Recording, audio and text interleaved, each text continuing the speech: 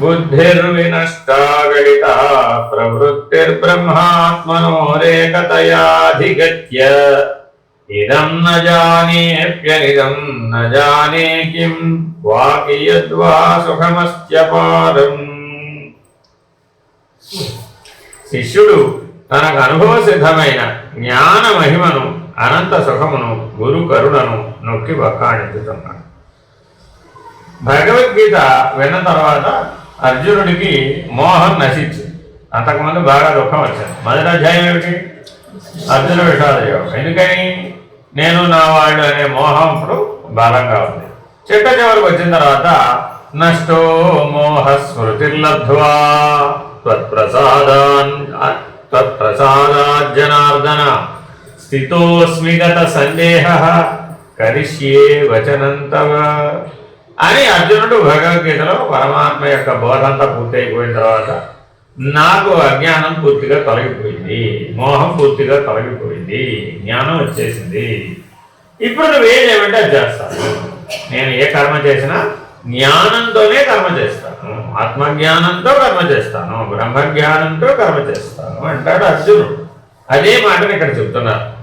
ఈ భగవద్గీత వాక్యానుసారముగా నా సందేహములన్నీ నశించినవి, మీ అనుగ్రహం చే సకల దుఃఖములు క్షయించినవి. మోహం ఉన్నంతసేపే దుఃఖం, మోహం లేకపోతే దుఃఖం లేదు. ఇదే గుర్తుపెట్టుకోవాలి. మీకు ఎప్పుడైనా సరే వెరీ వెరీ ఇంపార్టెంట్, జీవితంలో ఏ క్షణంలో అయినా సరే దుఃఖం వచ్చిందనుకోండి, ఆ దుఃఖం వెనకాల ఏముంది? మోహం. ఒకటి బలంగా కావాలి అనే వాంఛ, మోహం బలంగా. ఆ మోహం వెనకేముంది? అజ్ఞానం. ఆ మోహం వెనకేముందండి? అజ్ఞానం. ఆ అజ్ఞానం వెనకేముంది? అహంకారం. ఆ అహంకారం వెనకేముంది? అవివేకం.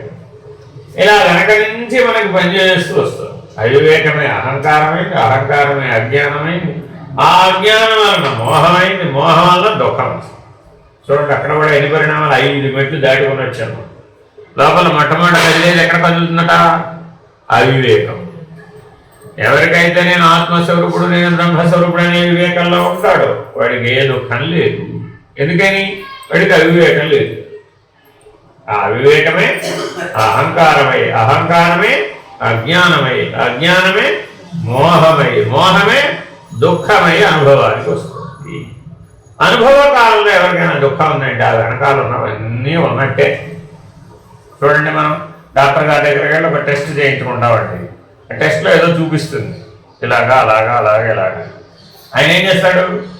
ఈ టెస్ట్ ఇలా, ఈ రిజల్ట్ ఇలా వచ్చిందంటే అవన్నీ ఉన్నట్టేనండి అంటాడు. అంతేనా కాదు? మీరు కాళ్ళ నొప్పులో కేళ్ళ నొప్పులో అని వెళ్తారండి, అదే టెస్ట్ అన్ని చేయిస్తాడు. చేయిస్తే ఏం చేస్తుందని?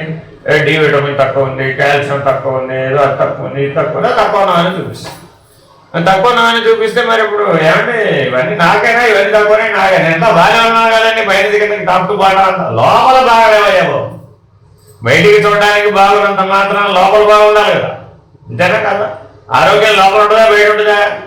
ఎవరికైనా లోపలే ఉంటుంది. అంతేనా కదా? కాబట్టి ఇవన్నీ లోపల బాగాలేవయ్యా బాబు. అక్కడ బాగలేదు, ఇక్కడ బాగలేదు, అలా బాగలేదు, ఇలా బాగలేదు. నువ్వు జీవించే జీవన పద్ధతులు మార్చుకోవాలి, అలా మార్చుకోవాలి, ఇలా మార్చుకోవాలి, ఆ మందులు వేసుకోవాలి, ఈ మందులు వేసుకోవాలి, ఇదిగో అయ్యి ఆహారం అంటున్నారు, ఇలాంటి ఇదిగో ఈ నడకే నడవాలి అని అన్నీ మనకి కండిషన్స్ ఎంప్లాయిడ్. అంతేనా కాదు? మరి పేషెంట్కి ఏమనిపిస్తుంది? ఇప్పటివరకు స్వేచ్ఛగా హాయిగా ఎటు పడితే అటు తిరిగేసాను, ఎట్టా పడితే ఎట్టా ఉన్నాను, ఎట్టా పడితే ఎట్టా తిన్నాను, ఎట్టా పడితే ఎట్టా పడుకున్నాను, ఎలా పడితే అలా ఉన్నవాడిని బంధికాల్లో పడేసారండి బాబు డాక్టర్. ఇప్పుడు ఈ నియమాలన్నీ నీ కోసం పెట్టబడ్డాయా, డాక్టర్ గారికి ఇష్టమై పెట్టాడంట? నీ రిపోర్ట్ బట్టి చెప్పాడు. ఆయనకి నీకు గొడవ ఏముంది? గొడవ లేదు కదా, రాగద్వేషాలు ఏం లేవు అక్కడ. కానీ ఈ నియమాలు మనం ముందుగానే తెలుసుకుని ఉంటే ఇప్పుడున్న పరిస్థితి వచ్చేది కాదు కదా. ఆయన ఏమంటాడు?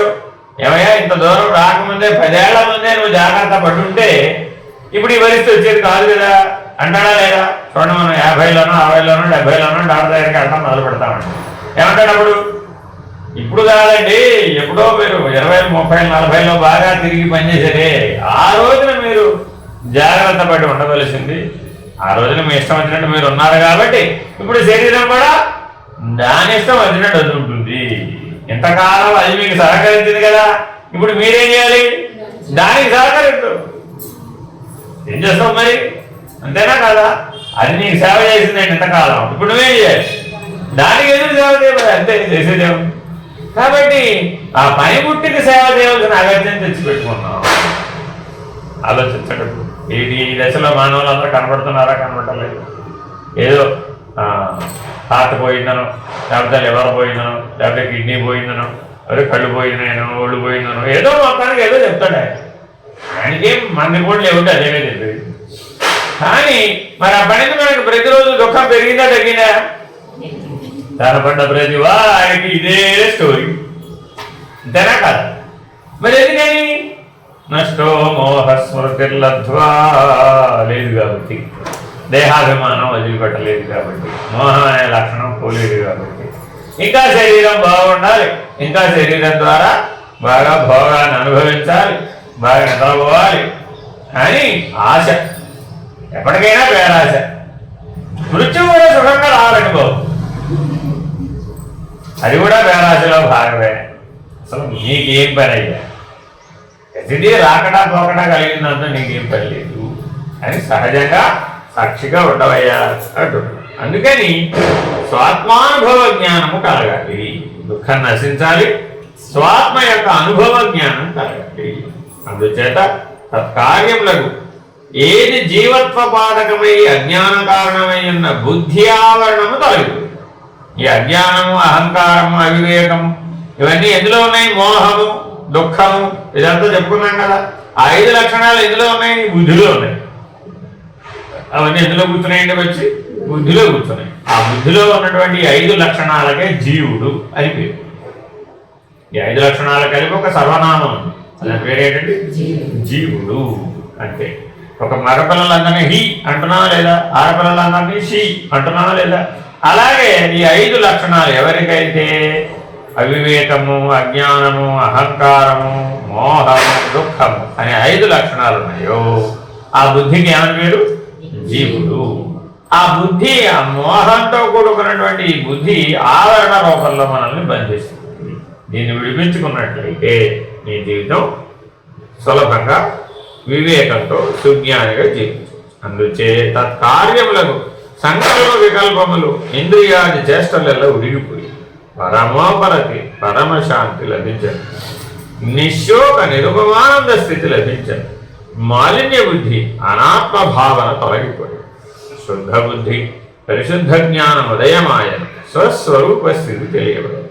సచ్చిదానంద బ్రహ్మమైని అజ్ఞానము గళితమాయ బ్రహ్మము జీవుడు వేరు కాదు, జీవుడే బ్రహ్మము, బ్రహ్మమే జీవుడు అన్నట్టు బ్రహ్మైక్య జ్ఞానము చే పరోక్షమైనట్టు అపరోక్షమైనట్టు దృశ్యమును నేను తెలియుట లేదు. ఇది అది అను భేదభావము నశించదు. కేవలాఖండ సద్వస్తు ఏకరసము పరిపూర్ణము పరబ్రహ్మమే అయి ఉన్నది. అదియే నేను, నేనే అదిగా ఉన్నాను, నన్ను వినా వేరొకటి లేదు. కనుక ఇటు అఖండ పరిపూర్ణ స్థితి చేత భిన్నమగును తెలియటలేదు. మరేమనినా సర్వేంద్రియ విలక్షణమగు శాశ్వతమగు సుస్థిరమగు నిరవధికానందము అపారముగా అనుభవించుతున్నాను. ఎంత మాత్రమే గాని అది ఇట్టిదని గాని, ఎంత పరిమితి కలదని గాని, ఎంతవరకు ఉన్నదని గాని చెప్పచాలను, ఊహింపచాలను. ఆ స్వాత్మసుఖం అనంతము, అఖండము, అప్రాకృతము, కేవల అనుభవైక గణం. అది భావ పదార్థమే గాని అభావము కాదు, శూన్యము కాదు, పరిపూర్ణము. పరిపూర్ణం అంటే ఒక నిర్ణయం తెలుసుండాలి. ఇప్పుడు సముద్రంలో నుంచి ఎంతో నీళ్ళు ఆవిరైపోతున్నాయి కదా, రోజు సముద్రం తగ్గిపోతుందో తగ్గిపోవట్లేదా? తాగడం రోజు నదులన్నీ సముద్రంలో చేరిపోతున్నాయి, సరిపోవట్లేదా? మరి అప్పుడు సముద్రం పెరిగిపోతుందా, పెరిగిపోవట్లేదా? పెరగడం. అలా పెరగడం తరగడం లేనిది ఒకటి. రెండోది, సముద్రంలో చిన్న చేప అమీబా దగ్గర నుంచి అదేదో నీటి గుర్రం అట ఇంటే ఉంటుంది, కళ్ళ కనపడినంత, అది సముద్రంలో పుడుతుంది. ఏకకణ జీవులు అందులోనే పడతాయి, జల్లీ ఫిష్లు అందులోనే పడతాయి, తిమింగలాలు కూడా అందులోనే పడతాయి. సముద్రం ఏమైనా గుర్తుపట్టిందా? నాలోనే ఇంత ఇన్ని తిమింగలాలు ఉన్నాయని సముద్రం ఏమైనా పొంగిపోయిందే? పోని ఏదో ప్రకృతి వైపరీత్యం వచ్చి ఆ జీవజాలం అంతా నశించిపోయింది. అయ్యో అని ఏమైనా కుంగిపోయింది. పొంగలేదు, పొంగలేదు, పెరగలేదు, అరగలేదు, విరగలేదు, అరగలేదు. ఏమైనా సముద్రం ముక్కలైపోయినట్టు కనబడుతుందా? అంతా సముద్రం అంతా ఒకటే. కానీ మనమే ఏం చేసాం, దాని పక్కన ఉన్న భూభాగాన్ని బట్టి పేర్లు పెట్టుకున్నాం. ఇది హిందూ మహాసముద్రం, ఇది బంగాళాఖాతం, ఇది అరేబియా మహాసముద్రం, అదేదో పసిఫిక్ మహాసముద్రం, అదేదో ఆర్కిటిక్ మహాసముద్రం, ఇది అంటార్కిటిక్. ఇవన్నీ పేర్లు ఎవరు పెట్టుకున్నారు? మనిషే పెట్టుకున్నాడు. అంతేగాని సముద్రం ఏమైనా ముక్కలైపోయిందా? సముద్రం ఏకంగానే ఉన్నది. కాబట్టి ఎప్పుడూ సముద్రం ఏకంగానే ఉన్నది, ఎప్పుడూ పరిపూర్ణంగానే ఉన్నది. పూర్ణాచల సముద్రవత్ అంటే ఎలా ఉండాలయ్యా మానవుడు? ఎప్పుడు ఆ పూర్ణమైన సముద్రము వలె ఉండాలి. ఏ పెరగుట తరగుట ఉండకూడదు, ఏ పొంగు పొంగు ఉండకూడదు, ఏ అరుగుట విరుగుట ఉండకూడదు. అరుగదు విరుగదు తరుగదు మొరుగదు తరుగదు తన్ని తాను ఎరుగదు. సముద్రం గురించి సముద్రానికి బాగా తెలుసా లేదా అని వేడి సముద్రాన్ని అడిగాడు. నీ గురించి నీకు బాగా తెలుసా అండి? సమాధానం తెలుసుకుంటారా? తిరిగి స్పందిస్తున్నట్టారా? పోనీ దాంట్లో ఎప్పుడు అలలు వచ్చిపోతుంటాయి కదా, ఎన్ని అలలు వచ్చినాయో ఏమైనా గుర్తుపడుతుందంటారా? దానికి ఏ గుర్తు లేదు, ఏ జ్ఞాపకము లేదు. ఇప్పుడు సముద్రం కంటే అలా వేరే అన్నామంటారా? అలా కూడా సముద్రమే అన్నామంటారా? సముద్రం అలా ఒకటేగా, రెండింటిలో ఉన్నది నీళ్ళు ఒకటే. అందులో అయినా ఇందులో అయినా మన నీళ్ళు ఒకటే కదా. అలాగే నీవు శరీరంలో ఉన్నప్పటికీ అలా ఈ శరీరం అలా అనుకో కాసేపు, ఇందులో ఉన్న చైతన్యం ఆ సముద్రం అనే బ్రహ్మం, ఆ నీళ్ళనే బ్రహ్మం. కాబట్టి జాగ్రత్తగా గమనిస్తే ఈ కనబడే అనేకత్వం అంతా ఏకంగా ఉన్న బ్రహ్మమే. ఇది జగత్ కాదయ్యా బాబు, ఇది ప్రపంచం కాదయ్యా బాబు, ఇది బ్రహ్మం. అలా ఎవరైతే చూడగలిగారు అతడికి ఏ రకమైన విభజనలు లేవు. నీది నాది అనే విభజనలు లేవు, నీ వాళ్ళు నా వాళ్ళు అనే విభజన లేదు, నీ దేశం నా దేశం అనే విభజన లేదు, నీ కార్యం నా కార్యం వేరే అనే విభజన లేదు, నీ నటన నా నటన అనే విభజన లేదు, నీ వ్యవహారం వేరే నా వ్యవహారం వేరే అంటుంటావా లేదా? నీ ఇష్టం వేరే నా ఇష్టం వేరే అంటుంటావా లేదా? ఇవేమీ లేవు. అది ఉన్నదేమిటి? ఇవేమీ లేని ఉన్నది ఉన్నట్లుగా ఉన్న పరిపూర్ణ బ్రహ్మము. ఆ పరిపూర్ణానికే మరో పేరేమిటి? పరబ్రహ్మ. ఆ పరిపూర్ణానికి మరో పేరేంటంటే పరబ్రహ్మ. కాబట్టి కేవల అఖండ సచ్చిదానంద పరిపూర్ణ పరబ్రహ్మము మాత్రమే సత్యం, మిగిలినవి సత్యం కాదు.